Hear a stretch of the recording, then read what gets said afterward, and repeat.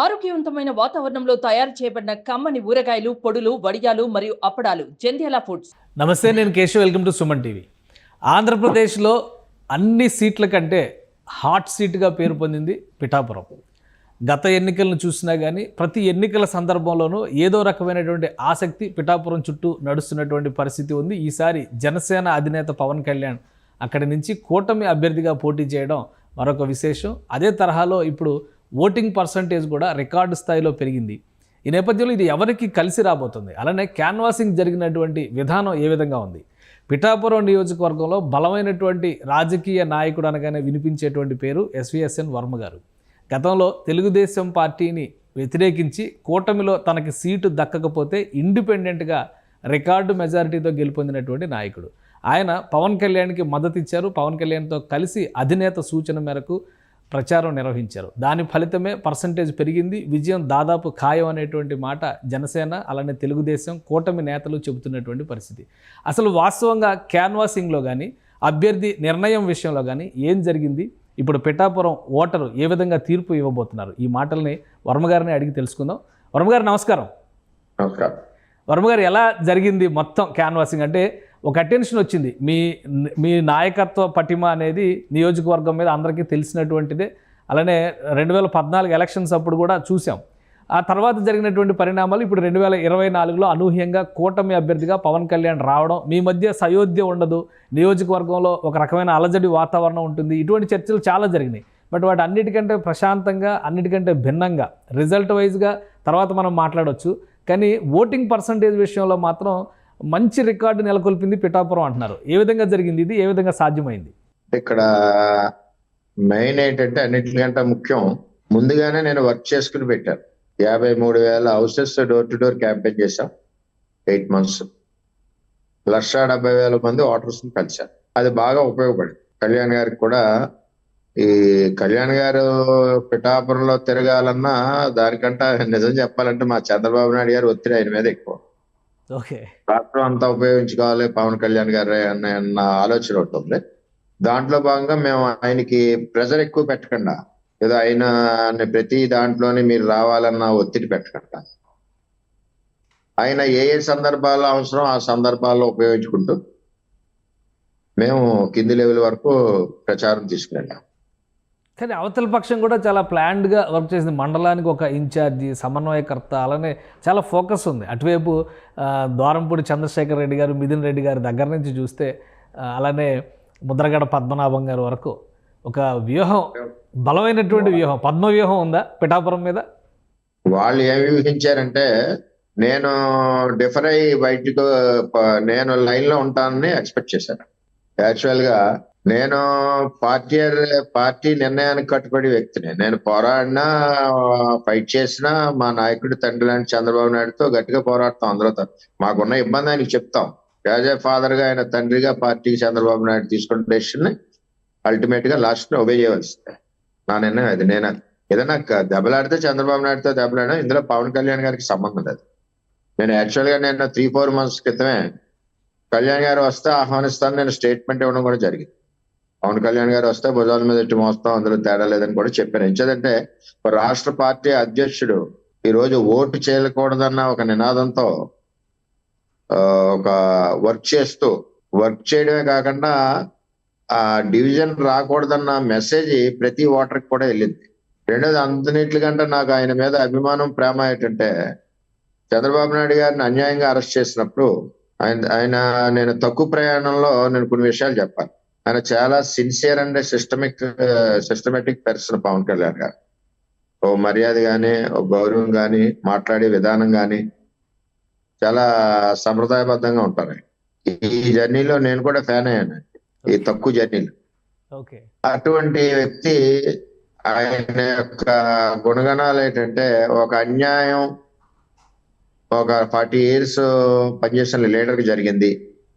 ప్రశ్నించేవాడు ఎవడు లేడు, నేను ఎందుకు ప్రశ్నించకూడదని చెప్పి ఆయన ప్రశ్నిస్తూ సెంట్రల్ జైలుకి వెళ్ళడం, మరి జరిగిన అన్యాయాన్ని గట్టిగా వెలిగెత్తి చెప్పడమే కాకుండా, ఆ రోజు పొత్తుకి ఆయన స్పాట్ లో ఎవరైనా పొత్తు నిర్ణయం చేసుకునేటప్పుడు అక్కడ అదే పవన్ కళ్యాణ్ గారి ప్లేస్ లో ఎవరైనా ఉంటే ఈ పార్టీ అధ్యక్షుడు కొంచెం ఇబ్బందికర పరిస్థితిలో ఉన్నారు. మనం ఎలా గెయిన్ చేసుకోవాలి, మనం ఎదగాలంటే ఇదే సమయాన్ని ఆలోచన చేస్తారు కొంతమంది. ఈయన రాజకీయంగా ఆలోచన చేయాలి. అన్యాయమైన అక్రమ అరెస్ట్ని క్వశ్చన్ చేశారు. ఆ అక్రమ అరెస్ట్కి మనం సపోర్ట్ చేయాలి. ఇటువంటి రేపు ఇంకోటి జరుగుద్దన్న ఉద్దేశంతో పవన్ కళ్యాణ్ గారు సపోర్ట్ చేశారు. అదొకటి నాకు బాగా మా లీడర్కి సపోర్ట్ ఇచ్చారన్నది నాకు కూడా మనసులో. అంచేత ఈ విధంగా కార్యక్రమాలు జరుగుతూ ఉన్నాయి. ఈ ఎక్కడ ఉపయోగించుకోవాలో పవన్ కళ్యాణ్ గారిని ఎక్కడ అవసరం అక్కడ ఉపయోగించుకుంటూ ఆయనకి కావలసిన సమయాన్ని ఆయన వెళ్ళవలసిన ప్లేసులకి ఆయనకి స్ట్రెస్ లేకుండా మేము చేసుకుంటూ వెళ్ళాం. కానీ అంటే పవన్ కళ్యాణ్ గారు ఆ నిర్ణయం తీసుకోవడం వల్ల జనసేన పార్టీ అస్తిత్వాన్ని, జనసేన పార్టీ మరింత బలంగా పెరిగేటువంటి పరిస్థితుల్ని ఉపయోగించుకోలేకపోయారు. ముఖ్యంగా సామాజిక వర్గ పరంగా ఆయన పైన విపరీతమైన దాడి జరిగింది. దీన్ని మీరు ఏ విధంగా చూస్తారు? అంటే అది టెంపరీగా దాడి చేశారండి. వాళ్ళు కూడా ఒక విధంగా చెప్పాలంటే కాపుల నాయకత్వంలో ఇదివరకు కొంతమంది సీనియర్ లీడర్స్ మేము కాపుల్ని ఓన్ చేసుకున్నాం, మేమే కాపులు సంబంధించిన మంచి చెడ్డ చూడవలసిన బాధ్యత ఇది మాకే ఉంది, ఇంకెవరికి లేదన్నది ఒక నిర్ణయానికి వచ్చాయి. పవన్ కళ్యాణ్ గారి కులం లేదు నన్ను అడిగితే. ఆయనకి కులం మీద కానీ ఇటువంటి మీద లేదు. అందరూ కలిసి ఉండాలి, అందరికీ మంచి జరగాలని ఆలోచన చేసే వ్యక్తి. వీళ్ళు సడన్ గా ఈ డెసిషన్ తీసుకోవడంతో వీళ్ళ యొక్క ఉనికి ఎక్కడైతే పోద్దన్న ఆలోచనతో స్టేట్మెంట్లు ఇచ్చారు. వీళ్ళందరూ పేపర్ పుల్లు తప్పితే ఫీల్డ్ లో ఉన్న మనుషులు కాదు. మరి 4 ఏళ్ళు మరి వైఎస్ఆర్ జగన్మోహన్ రెడ్డి ప్రశ్నించాలి కదా. వీళ్ళు 4 ఏళ్ళు కూడా చంద్రబాబు నాయుడు గారిని ఎలా ప్రశ్నించారు? ఇవాళ జగన్మోహన్ రెడ్డిని ఎందుకు ప్రశ్నించలేదు? ఆయన ఏం చేశాడు కాపు కమ్యూనిటీకి? ఆయన ఏమైనా చేశాడా? అంటే ఇవన్నీ ఆలోచన చేయవలసిన విషయం. ఈయన కమ్యూనిటీ పర్పస్ కానీ కులం పేరుతో కానీ ఈయన రాలేదు. నేను వచ్చింది ఏంటంటే ప్రశ్నిస్తాను, నాకు అధికారం ఉన్నా లేకపోయినా ఎవరు తప్పు చేసినా ప్రశ్నిస్తానని చెప్పి అందరూ వాడిగా వెళ్ళారు తప్పితే ఇప్పుడు కౌలు రైతులకి డబ్బులు ఇచ్చాడు ఆయన 30-35 కోట్లు. కులం చూడలేదు అక్కడ.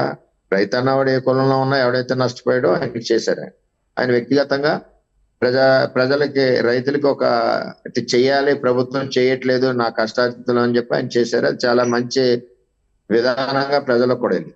కానీ అంటే ఒకటి అక్కడ జరిగినటువంటి చర్చ అంతా పిఠాపురం నియోజకవర్గంలో కాపు ఓటర్లు ఎక్కువగా ఉన్నారు కాబట్టి వాళ్ళని ఆకట్టుకునేందుకే పవన్ కళ్యాణ్ గారు నియోజకవర్గం ఆయన నియోజకవర్గం మారడానికి కూడా చాలా పెద్ద విమర్శ చేశారు. సరే అదంతా అప్పుడు ముగిసిపోయినటువంటి కథ కాబట్టి ఎన్నికల ప్రచారం జరిగేటువంటి సమయంలో కూడా ఖచ్చితంగా ఓడించి తీరతాం, ఇక్కడి నుంచి తరిమి కొడతాం, పేరు మార్చుకుంటాం, ఈ సవాళ్ళన్నీ ఏ విధంగా అనిపించినాయి మీకు? పర్సనల్గా పవన్ కళ్యాణ్ గారితో మీరు ఉన్నారు, క్యాన్వాసింగ్లో పాల్గొన్నారు, ఈ రెచ్చగొట్టే చర్యలుగా, కవ్వించే చర్యలుగా ఏమనిపించింది? ఇటువంటి వాటికి కౌంటర్ ఇవ్వాలి, మనం వీళ్ళ నోరు మూయించాలనేటువంటి ప్రయత్నం కానీ ఆలోచన కానీ రాలేదా? ఎందుకంటే సోషల్ మీడియాలో ఎక్కువ చర్చ వాటి మీద జరిగింది. ఎవరికి? పవన్ కళ్యాణ్ గారికి అంటారా? మాకంటారా? మీకు కానీ పవన్ కళ్యాణ్ గారు కానీ, ఎందుకంటే ఆయన ప్రతినిధిగా మీరు ప్రచార బాధ్యతలు నిర్వహిస్తూ ఉన్నారు. పవన్ కళ్యాణ్ గారు సమాధానం చెప్పేంత స్థాయిలు కాదండి. ఆ సమాధానం నేను చెప్తానే వెళ్ళాను నేను ఎక్కడికక్కడ. ఓకే, ఇచ్చాడంటే కులం పేరుతో ఆయన రాలేదు. దత్తుడు గుడి సెంటిమెంట్ తో ఆయనకి కొంచెం దైవం మీద నమ్మకం ఎక్కువ. ఆయన వచ్చారు కానీ అది తప్పది. అంటే దీంతో పాటుగా కొత్తపేట కూడా ఉంది, కొత్తపేట వెళ్ళొచ్చు, ఇవన్నీ వేరే కాన్స్టిట్యున్సీలు కూడా ఉన్నాయి, కాపు కమ్యూనిటీ ఎక్కువ ఉన్నాయి. అంటే ఇక్కడ ఏం చేశారంటే సీనియర్, నేను చెప్తున్నాను కదా, వీళ్ళ యొక్క ఉనికి కమ్యూనిటీ మీద పోతుంది పవన్ కళ్యాణ్ వచ్చాక. ఆ ఉనికి కాపాడుకోవడం గురించి వీళ్ళు కుయ్యెత్తులు పన్నుతూ ఉన్నారు. పవన్ కళ్యాణ్ తప్పేం చేశారండి? ఆయన ఈ రాష్ట్రంలో జరిగే దుర్మార్గ పరిపాలన పోవాలని పోటీ చేయకూడదని ఆయన పొత్తుకొచ్చారు. అది తప్పేలాగవుతుంది. ప్రజల గురించి వచ్చాడు ఆయన. దీన్ని వీళ్ళు ఆరాయించుకోలేక ఇష్టం వచ్చినట్టు వీళ్ళు మాట్లాడుతూ ఉన్నారు. అవి మార్చుకుంటాను, ఇవి మార్చుకుంటాను, మార్చుకోమనండి, ఎవరికి ఇబ్బంది ఏముందని దృష్టిలో ఆయన పట్టించుకోలేదు ఈ విషయాలు ఏమి. ఆయన పైన ఆయన చేసుకుంటూ వెళ్ళారు. ఏదన్నా ఆ లెవెల్లో మా స్థాయిలో మాట్లాడవలసిన మేము మాట్లాడాం కానీ ఆయన స్థాయిలో మాట్లాడవలసిన విషయాలు అయితే పిఠాపురం లేవు ఈ విమర్శలు అయితే. రైట్. పిఠాపురంలో పర్సంటేజ్ పెరిగింది, 6% కలిసి వచ్చింది గత ఎన్నికలతో పోలి చూసినప్పుడు అనేది ఒకటి. ఇంకోవైపు నుంచి చూస్తే ఆ ఎడ్జ్ మాది అని చెప్పని వైసీపీ నాయకులు చెప్తున్నారు. ఎందుకంటే ప్రభుత్వ పథకాల విషయంలో, ముఖ్యంగా మహిళల విషయంలో విపరీతంగా ఓటింగ్ పెరిగింది. ఈ ఓటింగ్ పెరగడం అనేది వైఎస్ఆర్సీపీకి అధికార పార్టీకి కలిసి వస్తుంది అంటున్నారు. మీ విశ్లేషణ ఏంటి? పిఠాపురంలో పెరిగినటువంటి పర్సంటేజ్ ఎవరికి మేలు చేయబోతుంది? పిఠాపురంలో మీరు అన్నట్టు ఇందాక మనం మర్చిపోయాం, అది మండల వైజ్ సీనియర్ నాయకుల్ని వేశారు. అవును. అలాగే మండలం వైజు లారీలతో ఫండింగ్ కూడా తెచ్చారు. అలాగే మండలం వైజు లారీలతో మద్యం డంప్ చేశారు. ఇట్లా అన్నిటికంటే ముఖ్యం ఏంటంటే సైన్యాధ్యక్షుడు యుద్ధం చేయాలంటే, జనరల్స్ యుద్ధం చేయాలన్నా కింద సైన్యం ఉండాలి కదా. అవును, ఆ సైన్యం ఎక్కడుంది? లేదు కదా. లేదంటారా? ఆ సైన్యం లేదనే వీళ్ళందరినీ పంపించి నీకు ఆ పదవి ఇచ్చేస్తాను, నీకు ఈ పదవి ఇచ్చేస్తానని చెప్పి ప్రలోభాలు పెడుతూ అన్ని రకాలుగా చేశారు తప్పితే నిజమైన సైన్యం లేదక్కడ. అది పరిస్థితి. కానీ అంటే ఒకటి మీరు చెప్పినదే నిజం అనుకున్నప్పటికీ కూడా వంగా గీత కూడా అక్కడ ఎంపీగా రిప్రజెంట్ చేస్తున్నారు ప్రస్తుతం. 2009 ఎలక్షన్స్లో వంగా గీత చేతిలో మీరు ఓడిపోయారు. 1000 ఓట్ల తేడాతో అప్పుడు ఓడిపోయినటువంటి పరిస్థితి ఉంది. ముద్రగడ పద్మనాభం గారు అయితే ఏకంగా 3వ స్థానంలో ఉన్నారు ఆ రోజు.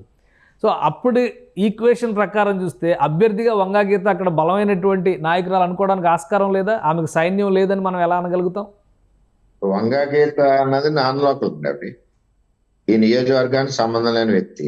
దట్టు 2009 నుంచి 14 వరకు ఎమ్మెల్యే చేసింది ఆవిడ. 14లో నేను గెలిచాను. 14 నుంచి 19 వరకు పిఠాపురం నియోజకవర్గంలో కనపడలేదు, ఆవిడ ఊరిలో ఉంది ఆవిడ. మళ్ళీ 19లో జగన్ మాయలో మళ్ళీ ఎంపీ అయింది ఆవిడ. 19 నుంచి మొన్న ఎలక్షన్ వరకు ఆవిడ కనపడలేదు. ఈవెన్ కరోనా సమయంలో కూడా కనీసం ప్రజలు పలకరించడానికి కూడా రాలేదు.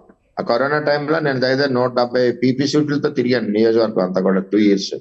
ఓకే, ప్రజలు కూడా గమనిస్తారు ఎవరు మనకి మేలు చేసే వ్యక్తులు ఉన్నారు, మనల్ని గట్టిగా పిలిస్తే పలికేవాళ్ళు ఎవరు ఉన్నారు, ఇవన్నీ కూడా డిస్కషన్ అవుతుంటది. ఓటు ఉట్నే వేసారు. ఆ యాంగిల్లో ఆలోచన చేసుకుంటే వంగా గీత అనే వ్యక్తి ఓన్లీ పదవి కోసం వస్తుంది తప్పితే వేరే కోసం కాదు, అవినీతి కోసం తప్పితే వేరే కోసం కాదు, మన గురించి రాదన్నది ప్రజల్లో బలీయంగా.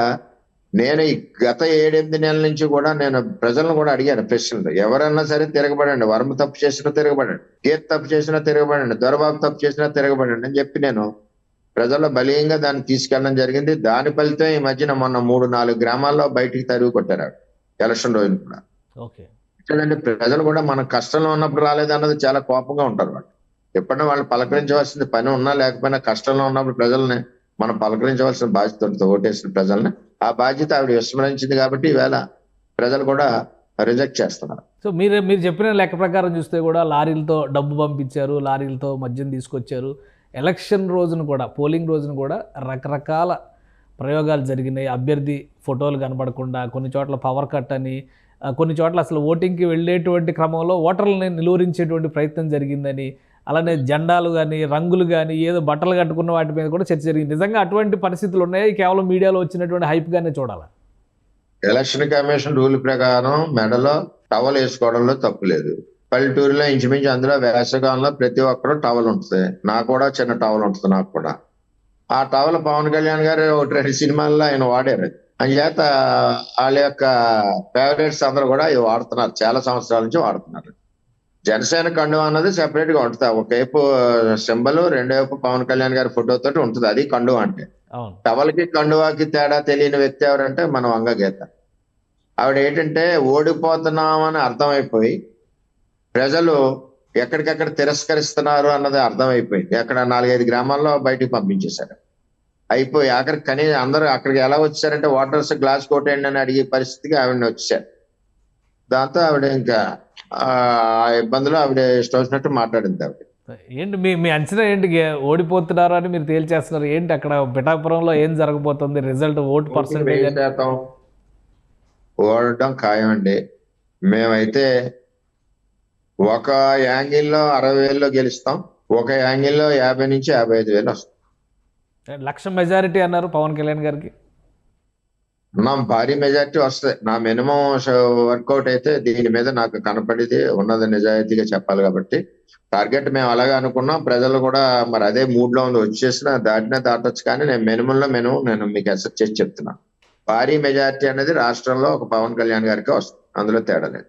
రైట్. ఇంకా రాష్ట్ర వ్యాప్తంగా ఏంటి మీ అంచనా ఏంటి? ఒక సీనియర్ నాయకుడిగా ఓవరాల్గా క్యాన్వాసింగ్ జరిగినటువంటి విధానం చూశారు, ఓటింగ్ జరిగిన విధానం చూశారు. ఎప్పుడు లేని ఓటింగ్ తర్వాత కూడా ఇప్పుడు రకరకాల ప్రాంతాల్లో రకరకాల ఘటనలు జరుగుతున్న పరిస్థితి చూస్తున్నాం. సో మీ అంచనా ఏంటి రిజల్ట్ ప్రకారం?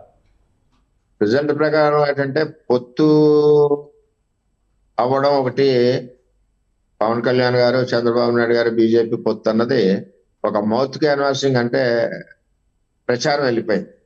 ముగ్గురు బలీనమైన శక్తులు కలిశాయి. అంటే ఇప్పుడు ఒక రాక్షసుని చంపడానికి దేవతలు 10-12 మంది కలిసి చంపుతారు. ఇప్పుడు ఒక దుర్మార్గాన్ని. అటువంటిది ఇవాళ జగన్మోహన్ రెడ్డిని పంపాలి అన్న ఒక ఆలోచనతో ఏదైతే ఓటు చేయకూడదన్న నినాదం, దీనికి మట్టికి పవన్ కళ్యాణ్ గారికే చెందుద్ది ఆ బ్రాండ్. అది బాగా మెసేజ్ కింది వరకు వెళ్ళింది. దాని ఫలితమే ఇవాళ ఓటింగ్ పర్సంటేజ్ కూడా పెరగడానికి కారణం ఆ యొక్క మెసేజే. పవన్ కళ్యాణ్ గారు, చంద్రబాబు నాయుడు గారు ఇచ్చిన మెసేజ్ ఒకటి.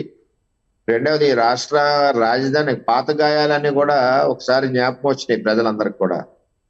ఈ రాజధాని విషయంలో అవునండి, ఇవన్నీ కూడా వాళ్ళు చేసిన దుర్మార్గాలనండి, ఇవన్నీ కూడా ఎక్కడ ఏ విధమైన ఎంప్లాయ్మెంట్ లేకపోవడం అనండి, ఎక్కడ గ్రోత్ లేకుండా అప్పులు చేయడం అనండి, ఇవన్నీ కూడా సామాన్యుడు కూడా తెలియడం.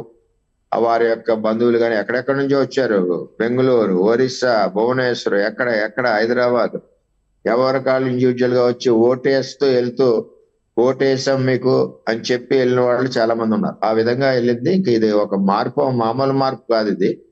అంటే ఒక పరిపాలన సరిగ్గా లేకపోతే ప్రజలు ఏ విధంగా ఆలోచన చేస్తారు, ఓటింగ్ సరళి కూడా ఏ విధంగా వెళ్తుంది అన్నదానికి ఎలక్షన్ బాగా నిదర్శనం అని చెప్పి తెలియజేస్తారు. సో మీ అంచనా ప్రకారం ఎంత రావచ్చు, ఎవరు అధికారంలోకి రావచ్చు? 100కి 200% కూటమే. చంద్రబాబు, పవన్ కళ్యాణ్, బీజేపీ కూటమే. 100కి 1000%. అందులో తేడా లేదు. మినిమం 130, 126 సీట్లు బేస్లైనా దానిపైన ఇంకా పెరుగుతాయి. ఎంత వస్తాయో చెప్పండి. సో కొత్త ప్రభుత్వం ఏర్పడితే వర్మ గారి పాత్ర ఏ విధంగా ఉండబోతుంది? పిఠాపురం నియోజకవర్గానికి సంబంధించి మీరు చేసిన త్యాగాన్ని కూడా గుర్తించేటువంటి పరిస్థితి ఉంది. మీ నాయకత్వం కూడా మీకు అండగా నిలుస్తుంది అన్నారు. మీ రోల్ ఏ విధంగా ఉండే అవకాశం ఉంది? రోల్ ఏముంది, పవన్ కళ్యాణ్ గారు ఏ పని చెప్తా పని చేస్తాం. అందులో తేడా లేదు. పవన్ కళ్యాణ్ గారితో మీ జర్నీ కొనసాగుతుంది అయితే? నా వరకు నేను ఎక్కడన్నా ఎప్పుడన్నా నా చరిత్రలో గానీ గ్రామాల్లో గానీ ఒక మాట ఇచ్చానంటే మాటకి తిరిగి నేను మాట్లాడేది ఉండదు. మాకు గౌరవం ఉందని చెప్పు. చంద్రబాబు నాయుడు గారికి మొన్న మాట ఇచ్చాను, అలాగే పవన్ కళ్యాణ్ గారి ఆఫీస్కి వెళ్ళి నేను మాట ఇచ్చాను. ఆ మాటకి నిలబడి కట్టుబడి నిస్వార్థంగా ఖచ్చితంగా పనిచేసింది మా టీడీపీ క్యాడర్ అంతా కూడా. టోటల్ టీడీపీ ఓట్ 100కి 100% కూడా జనసేన పార్టీకి ట్రాన్స్ఫర్ చేశాం. రైట్. అంటే ఇప్పుడు క్షేత్రస్థాయిలో టీడీపీ, జనసేన, బీజేపీ ఈ కాంబినేషన్ పూర్తిగా బలపడినట్టుగా భావించవచ్చా? మీ నియోజకవర్గాన్ని ఒక రోల్ మోడల్ గా చూడొచ్చా? స్టార్టింగ్ లో కొద్దిగా కొన్ని గ్రామాల్లో కొంచెం జరుగుతాయి, కానీ మా నియోజకవర్గానికి వచ్చేసరికి 2009 నుంచి ఉన్న జనసేన టీం అంతా కూడా చాలా బ్రహ్మాండంగా పనిచేశారు. అంతా కలిసి పనిచేస్తాం మేము. వాళ్ళు కూడా ఫ్రెండ్లీగా కలిసి పనిచేస్తాం.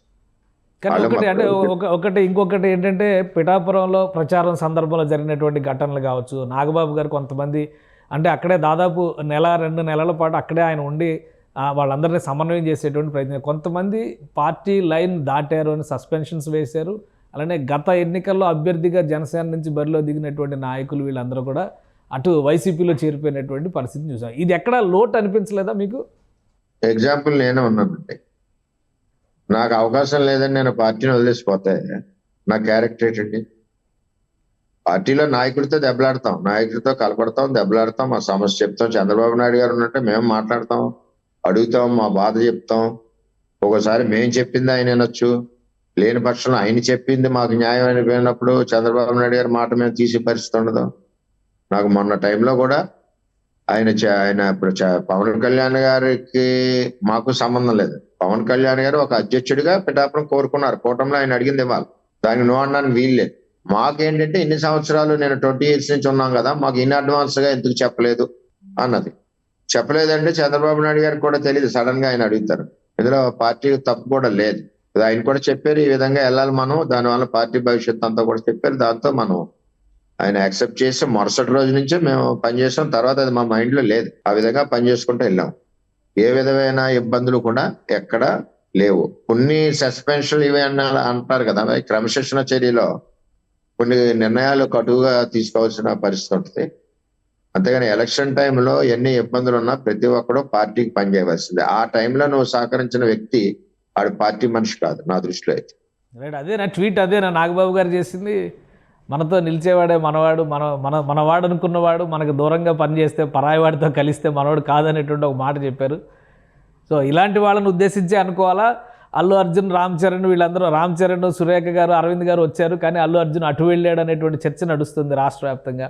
సో ఈ రెండింటిని పోలిక పెట్టడానికి అవకాశం ఉందా? పిఠాపురాన్ని ఇన్సిడెంట్స్ని బేరీజ్ వేసుకొని చూస్తే ఏంటండి? ఈ రెండు ఇన్సిడెంట్స్ని బేరీజ్ వేసుకొని చూస్తే పిఠాపురంలో జరిగినటువంటి పరిణామాలు కానీ అలానే అల్లు అర్జున్ గారు అటు ప్రచారానికి వెళ్ళడం పైన చేసినటువంటి వ్యాఖ్యగా ఆ ట్వీట్ను మనం చూడొచ్చా? నాగబాబు గారు చేసినటువంటి ట్వీట్ని. అది వాళ్ళు పర్సనల్ ఇష్యూ అనుకోండి, ఆ పార్టీ ఇష్యూలో మనం ఇన్వాల్వ్ అవ్వలేం. కానీ యాక్చువల్గా అయితే ఎవడైతే తప్పు చేస్తాడో వాడికి తగులుతాయి ఈ మాటలన్నీ. సిన్సియర్ గా పనిచేసినాడు ఇవన్నీ పట్టించుకోకలేదు. ఎందుకంటే అతనికి తగలవి. ఎవరిదైతే పార్టీకి తప్పు చేస్తారో తప్పు చేసిన వాడిని ఉద్దించి ఆయన అని ఉండొచ్చు. వాళ్ళ పార్టీ అంతర్గత విషయాల్లో మనకి జోకింగ్ అని మనకి అనవసరం. Right right, thank you Varma గారు మీ అభిప్రాయాల్ని పంచుకున్నందుకు. ఇది వర్మగారి అభిమతం. ఒకసారి మాటిస్తే తప్పేటువంటి ప్రసక్తే లేదంటున్నారు. ఆ రోజు అధినేత చంద్రబాబు నాయుడు గారికి మాటిచ్చినట్టే 100% పిఠాపురంలో తెలుగుదేశం పార్టీ ఓటింగ్ మొత్తం జనసేనకి డైవర్ట్ అయ్యే విధంగా, కన్వర్ట్ అయ్యే విధంగా సమర్థంగా పనిచేయగలిగామనేటువంటి మాట చెప్తున్నారు. ఇక రాబోయే రోజుల్లో కూటమి అధికారంలోకి రావడం ఖాయం. పవన్ కళ్యాణ్ మాటకు తగ్గట్టుగా పిఠాపురం నియోజకవర్గాన్ని కంటికి రెప్పలా కాపాడుకుంటారని వర్మగారు చెప్తున్నారు. ఇక పార్టీలో జరిగినటువంటి సస్పెన్షన్లు కానీ అలానే కొంతమంది పార్టీని వీడినటువంటి సందర్భాలు కానీ రాజకీయాలుగా చూసే వాళ్ళకి అలా ఉంటుంది. ప్రజాసేవగా చూసేటువంటి వాళ్ళు మాత్రం అవసరమైనటువంటి సందర్భంలో పార్టీకి అండగా నిలుస్తారని వర్మ చెప్తున్నారు. ఇది special discussion. Keep watching. Suman టీవీలో మీ పర్సనల్ అండ్ బిజినెస్ ప్రమోషన్స్ కోసం కింది నెంబర్కి కాంటాక్ట్ చేయండి.